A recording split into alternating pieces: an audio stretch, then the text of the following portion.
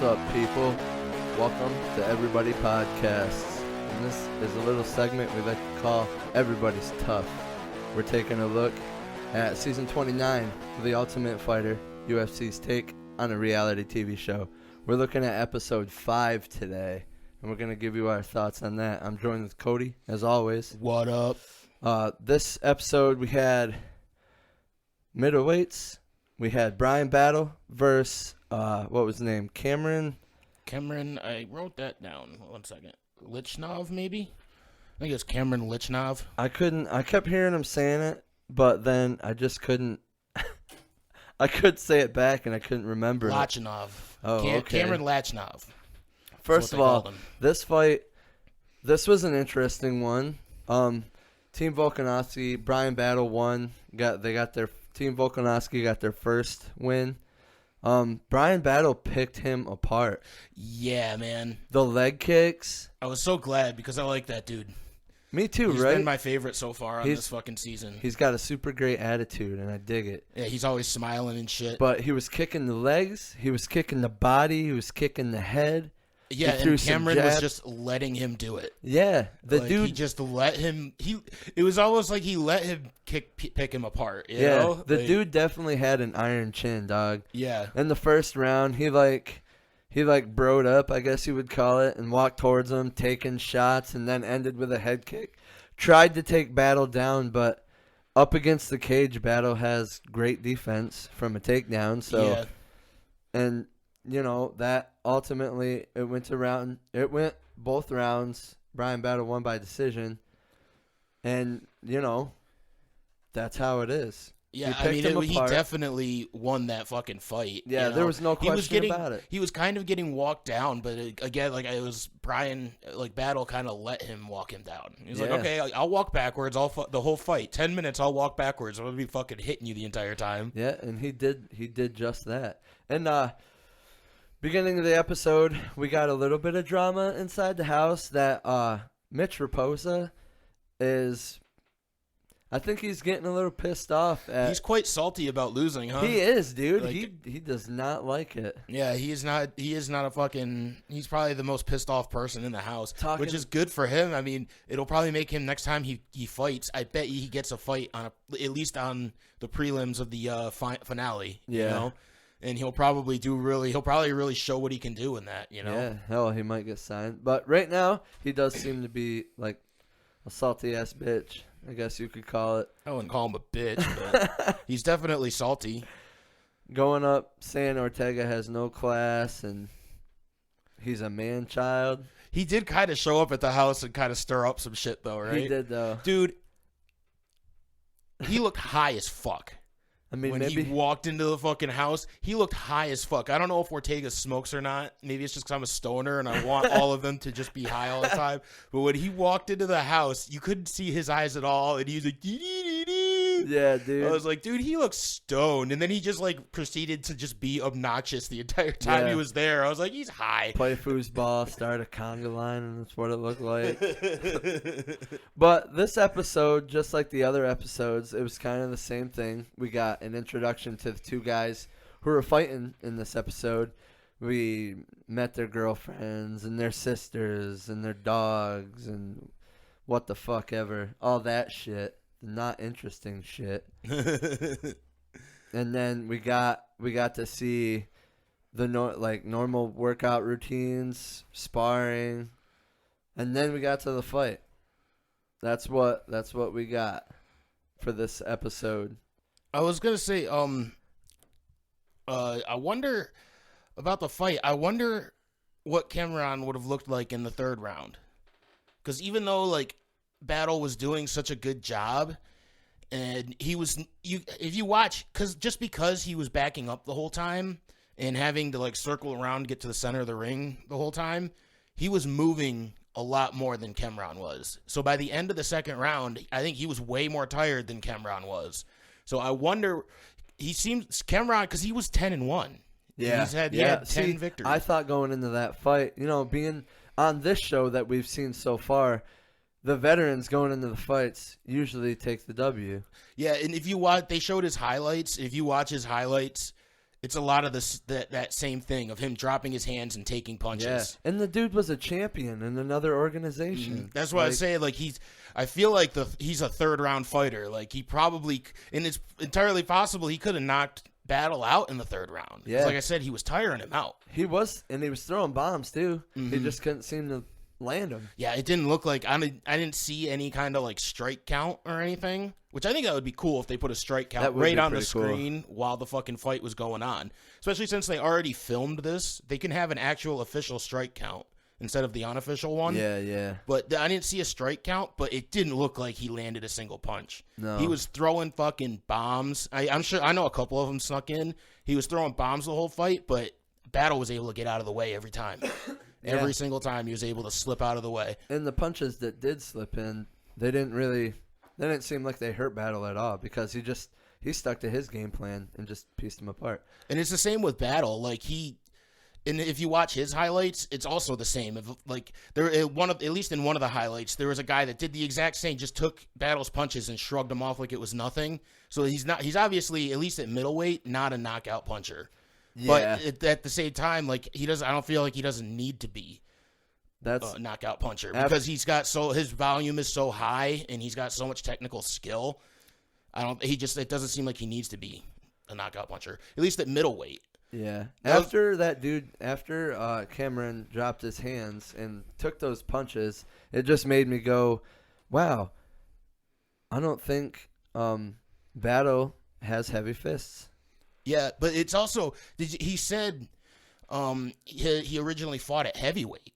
Yeah, that's another thing I thought was really interesting. He's like, I fought at heavyweight and I lost. So he might have been like 50 to 60 pounds heavier. Yeah.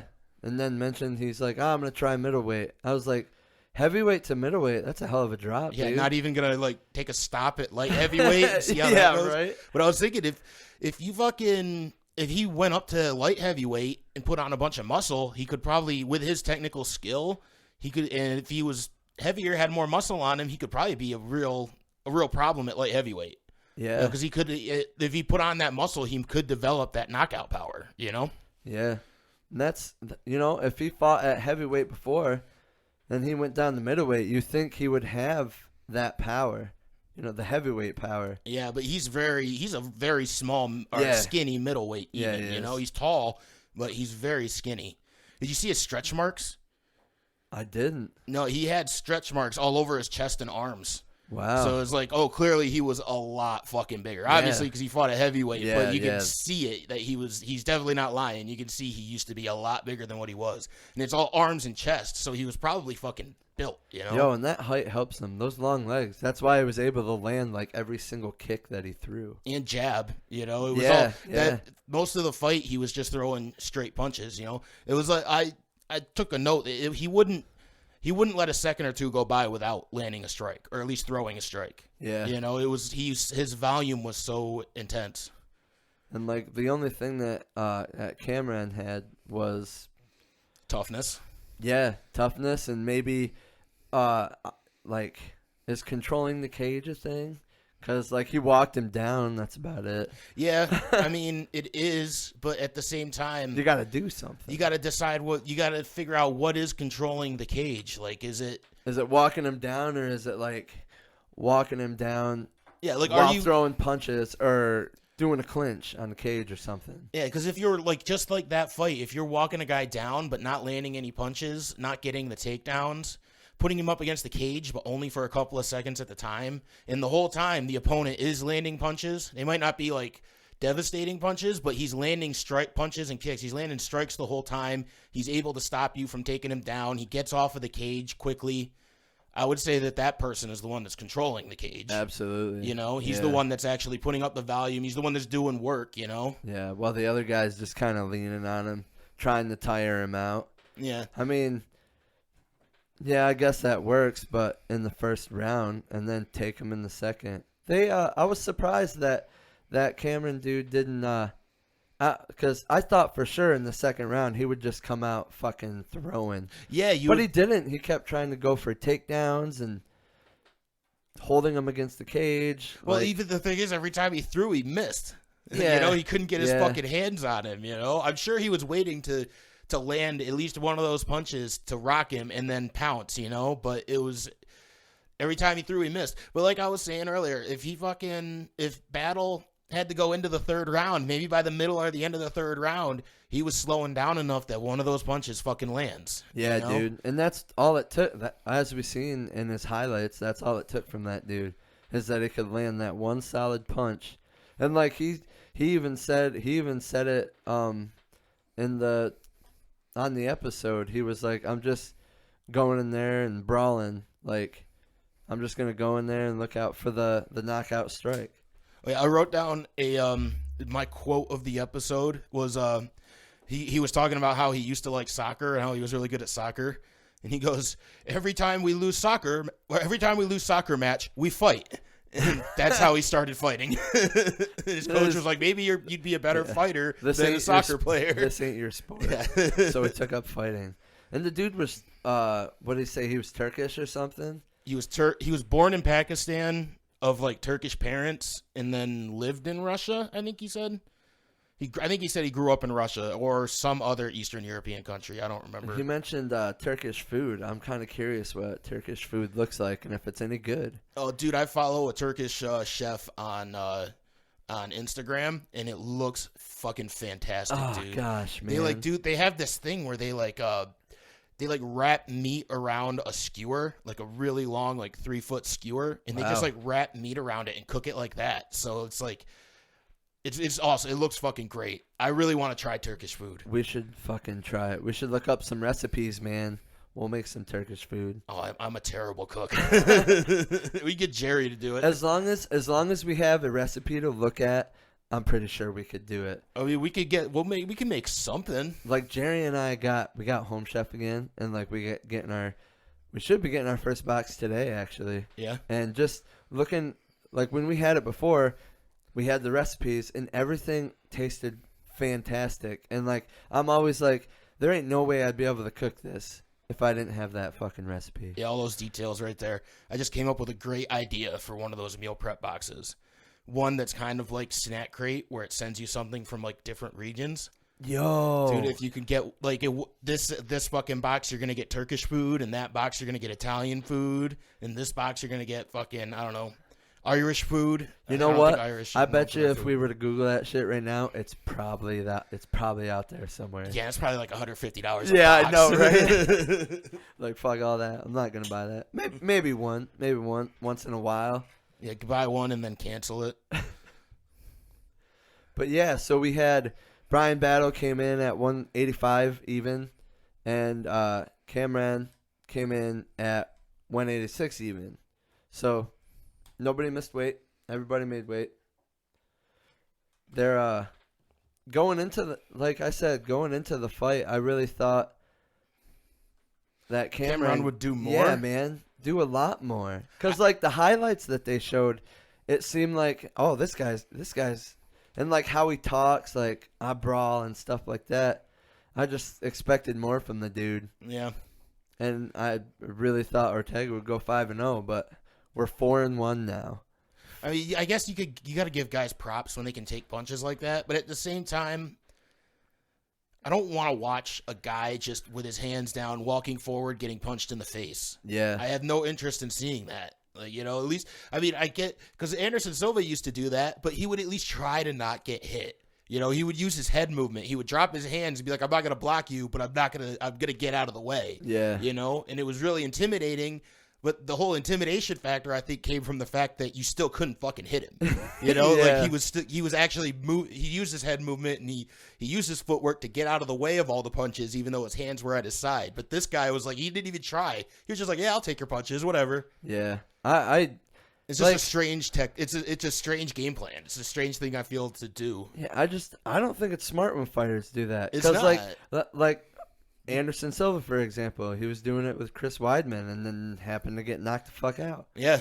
Like, that could happen to you. Like, there's always a soft spot, man. There's a soft spot that'll just put you out. And your brain can only take so much. All of the guys with, like, the biggest chins, like the best chins in all of combat sport, at some point lose it because they've taken too many shots. And if you're just accepting those shots like he was, your longevity in the sport can't be very good.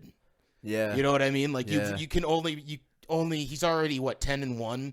If he keeps fighting like that for the rest of his career, what can he maybe get 10 more fights in before his chin is glass or he has like severe CTE and can't even remember his kid's name? That would be awful. Yeah. And probably at the age of like 40. Yeah, 40, 45. He'll have dementia basically. Yeah. That's too young to have that. Dude's got a lot of heart though. Yeah. Like He's Dana a tough White motherfucker. Dana White said though, heart can only get you so far. Yeah. He showed he had heart, but he lost the fight. All right, what do you want to give the score for this episode? So I really liked Brian Battle in this episode, and I really liked how he showed his skill. I hope he goes to the finals. I really do. At least to the finals. Yeah. He's still my pick to win. And I really like his attitude. So I'll give this episode a 3.5. Okay. So higher, half a point higher than last week's episode. I think I'll give it a 4, just because I've been rooting for Brian Battle the whole time, and it was cool to see him win. I actually and get the first win for Volkanovski's team. Mm-hmm. I actually didn't watch it until Wednesday night after it already premieres on Tuesday, obviously. And I ended up seeing highlights, and all they showed of the highlights was him just taking those punches. So after seeing that, I was like, oh, so Cameron won? Because they're just showing this highlight of him taking those punches. So it was kind of nice. At first, I thought it was a ruin for me, but it was kind of nice to actually watch it and be like, oh, no, Cameron's losing this fucking fight. Yeah, dude. That first round determined it, man. And like I said, I thought Cameron would do a lot more in the second round, coming out swinging, but second round was just like the first round. I bet you they still give him a chance on the prelims. See how he is in the third round. I want to see him fight a third round against anybody. Yeah, we'd see how that goes. Because every season they end up bringing back most everybody from the fucking most of the fighters to give him an opportunity to fight on the prelims. So I'm sure he's gonna fight somebody else in the house on the prelims. That'd be pretty dope. Yeah, and they would go 3 rounds, right? It'd have to be, yeah, because they'll be actually real professional fights. They won't be exhibitions. Oh, word. Yeah, they actually bring them back. Usually, I don't know if they do it with every single person, but most of the people that are on the Ultimate Fighter end up fighting on the prelims of the finale. You know, they'll have the 2 finalist fights, and then they'll have at least what they used to do. I don't know about anymore, but they'll have on the finalists, they'll have a main event that's usually somebody who's already an established fighter. Two already established fighters in the UFC, and then they'll have the 2 finalist fights to determine who the Ultimate Fighter is, and then they'll have prelims that have everybody that was already on the Ultimate Fighter fighting each other of that season. Nice. Well, then they get to show their skills after training this whole time. Yep, and then they get to because it's already pre-recorded. They get an extra couple of months to go back to their prospective training camps and train that way too. Yeah, that's pretty fucking dope. Well, all right. Well, we'll see you guys next week. This is Everybody's Tough. See ya.